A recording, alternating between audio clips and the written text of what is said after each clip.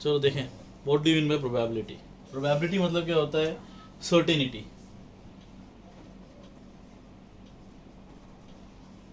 ठीक है, या पॉसिबिलिटी। मतलब कोई भी इवेंट के होने के कितने चांसेस हैं उसको हम क्या बोलेंगे? प्रोबेबिलिटी बोलेंगे। कोई भी इवेंट के होने के चांसेस, जैसे समझते हैं मैंने एक डाइस फेंका, ठीक है, जैसे मैं डाइस फेंकूंगा तो 6 नंबर आ सकते हैं। कौन से 6 नंबर? 1 2 3 4 5 6, ठीक है। मेरा क्वेश्चन देखो, मैं बोलता हूँ कि what is the probability that the number comes up to be even, ठीक है, वो नंबर क्या होना चाहिए? इवन होना चाहिए। तुम बोलोगे सर 6 में से 3 नंबर ही इवन है, कौन कौन से? 2 4 6, यानी 3 नंबर इवन हुए, लेकिन टोटल कंडीशन कितनी थी हमारी? टोटल कंडीशन थी 6 कंडीशन, 1 2 3 4 5 6, तो अपॉन में क्या लिख दोगे? 6। तुम बोलोगे सर प्रोबेबिलिटी कितनी है? 1/2, मतलब 6 में से कोई भी 3 नंबर अगर 2 4 6 आते हैं तो हम बोलेंगे कि हमारी कंडीशन सेटिस्फाई हो गई, ठीक है। एक और कंडीशन देखते हैं डाइस पे ही। मैं बोलता हूँ कि it should be a prime number, ठीक है। अब तुम बोलोगे सर प्राइम नंबर कौन कौन से होते हैं? तो बिल्कुल 2 3 और 5 आउट ऑफ 1 2 3 4 5 6। फिर से आंसर कितना आ गया? 3/6, 1/2, ठीक है। अब कुछ बच्चों के मन में ऐसे ख्याल होगा सर 1 भी तो प्राइम होता है। बिल्कुल 1 प्राइम नहीं होता। 1 is neither prime nor composite. एक ट्रिकी क्वेश्चन आ सकता है प्राइम नंबर के ऊपर, जनरली बच्चे 1 एज्यूम करके उस क्वेश्चन को गलत कर देते हैं, तो 1 को हम प्राइम में नहीं लेंगे। 1 is neither prime nor composite, ठीक है। देखो एक और क्वेश्चन, अब कोई क्वेश्चन आता है डाइस के ऊपर कि if a dice is rolled what is the probability of getting 4 आने की प्रोबेबिलिटी बताओ। तो इतने सारे नंबर में 4 कितनी बार आ रहा है? 4 एक ही बार आ रहा है, ठीक है। तो 4, फिर 1 2 3 4 5 और 6, मतलब क्या हो गया? ऊपर 1 नंबर है, नीचे 6, तो प्रोबेबिलिटी कितनी हो गई? 1/6। ये 6 में से एक ही बार 4 आ रहा है, ठीक है। तो शायद तुम ये तीनों एग्जाम्पल से कि समझ गए होगे कि प्रोबेबिलिटी ऑफ एन इवेंट क्या होती है। ये होती है फेवरेबल अपॉन टोटल कंडीशन, ठीक है, फेवरेबल अपॉन टोटल कंडीशन। देखो प्रोबेबिलिटी जो होती है वो 2 टाइप की होती है, ठीक है। एक होती है एक्सपेरिमेंटल प्रोबेबिलिटी, एक्सपेरिमेंटल प्रोबेबिलिटी, और एक होती है थियोरेटिकल प्रोबेबिलिटी, ठीक है, जो थ्योरी से आती है और एक प्रैक्टिकल से आती है। एक्सपेरिमेंटल का दूसरा नाम होता है एम्पेरिकल प्रोबेबिलिटी। देखो समझने की कोशिश करना कि what do mean bye experimental, क्योंकि क्लास 9th में जो क्वेश्चन बनता है वो एक्सपेरिमेंटल प्रोबेबिलिटी से ही आता है। समझते हैं जरा, देखें। जैसे मान लो मैंने एक कॉइन लिया, उस कॉइन को मैंने 200 टाइम्स टॉस किया। कितने टाइम टॉस किया? 200 टाइम्स मैंने टॉस किया। उसमें हेड जो आया वो आया 120 टाइम्स और टेल्स आया ऑब्वियसली 80 टाइम्स, ठीक है। या तो हेड आएगा या टेल आएगा, कॉइन ऐसे खड़ा तो नहीं हो जाएगा, ठीक है।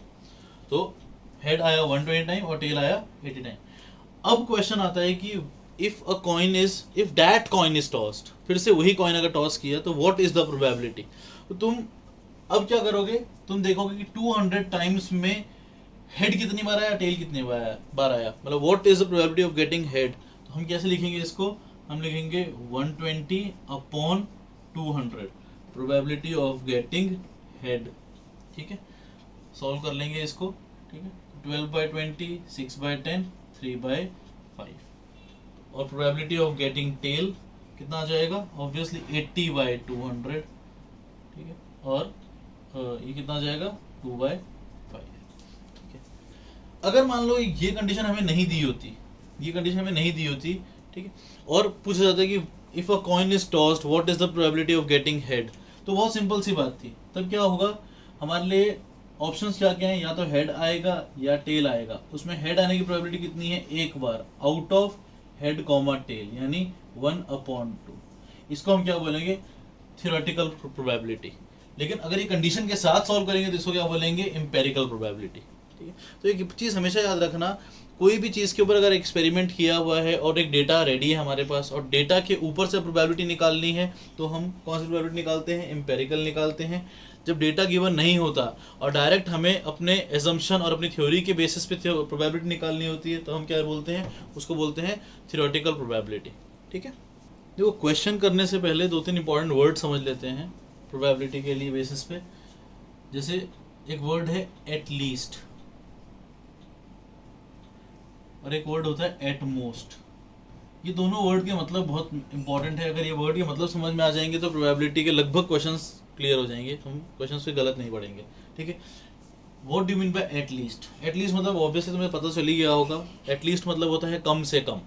ठीक है, जैसे एग्जांपल देता हूँ मैं, एक टीचर क्लास में अनाउंस करता है कि if a person will score at least 40% then he will be pass. ठीक है, कि अगर वो कम से कम 40 मार्क्स लाता है वो पास हो जाएगा। इसका क्या मतलब हुआ कि अगर वो 40 लाएगा तो वो पास, 41 लाएगा पास, 42 लाएगा पास, 100 लाएगा तो भी पास, लेकिन 39 लाएगा तो वो फेल। यानी एटलीस्ट में हम क्या करते हैं, कम से ज़्यादा की तरफ जाते हैं, कम से ज़्यादा की तरफ जाएंगे। ठीक है, अब एटमोस्ट समझते हैं। एटमोस्ट मतलब होता है ज़्यादा से ज़्यादा। जैसे कि एक एग्जांपल कि जैसे मान लो ऐसा लिखा हुआ है,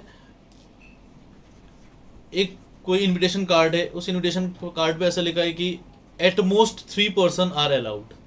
ठीक है, क्या लिखा हुआ है, एटमोस्ट 3 पर्सन आर अलाउड। मतलब उस कार्ड पे 3 जाएंगे तो ठीक है, 2 जाएंगे तो भी चलेगा, उस कार्ड से 1 एंटर करेगा तो भी चलेगा, नहीं जाएंगे तो भी चलेगा। लेकिन अगर 4 जाते हैं तो क्या अलाउ होगा?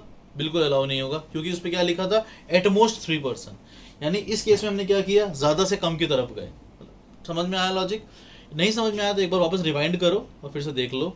एकदम ये चीज़ समझ में आनी बहुत ज़रूरी है कि what do mean by at least and what do mean by at most.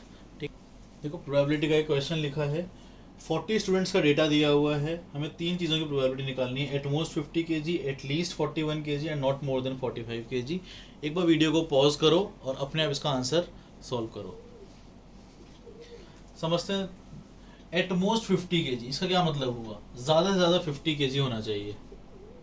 ठीक है, उससे ज़्यादा नहीं चलेगा। मतलब यहाँ से आगे वाला डेटा हमारे कोई मतलब का नहीं है, मतलब यहाँ से आगे का डेटा हमारे मतलब का नहीं है, यानी इतने लोगों की बात करनी है। तो इनको टोटल कर लो, यहाँ से लेकर यहाँ तक टोटल कितना हुआ,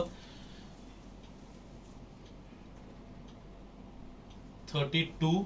और टोटल कितने थे ये, 40 का डेटा है, यानी अपॉन में 40 आ जाएगा। 32/40 सॉल्व कर लोगे तो 4/5। ठीक है, एटलीस्ट 41, कम से कम 41 होना चाहिए। कम से कम 41, ज़्यादा होंगे तो चलेगा। यानी कहाँ से कहाँ तक का डेटा हो जाएगा हमारे लिए, यहाँ से लेकर आगे तक का डेटा। ठीक है, तो टोटल कितने थे, 40 थे, उसमें से 6 + 8 14 बाहर निकालो, यानी बचा कितना, 26 आउट ऑफ 40। अपॉन में हमेशा 40 लेना है, क्योंकि टोटल 40 रहेंगे, 40 लोगों में से हम कुछ बच्चों को चुन रहे हैं। ठीक है, आंसर कितना आ जाएगा, 13/20। नॉट मोर देन 45, 45 ज़्यादा नहीं होना चाहिए। क्या मतलब हुआ कि इससे ज़्यादा नहीं होना चाहिए, यानी हम लोग ये वाला डेटा अपने मतलब का नहीं रखेंगे, इस डेटा को इग्नोर कर देंगे। यानी यहाँ से लेकर यहाँ तक कितना हुआ टोटल, 26। तो 26 और अपॉन में टोटल कितना था, 40 था। फिर से आंसर कितना आएगा, 13/20। ठीक है, इस तरह से इसको सॉल्व किया जाता है।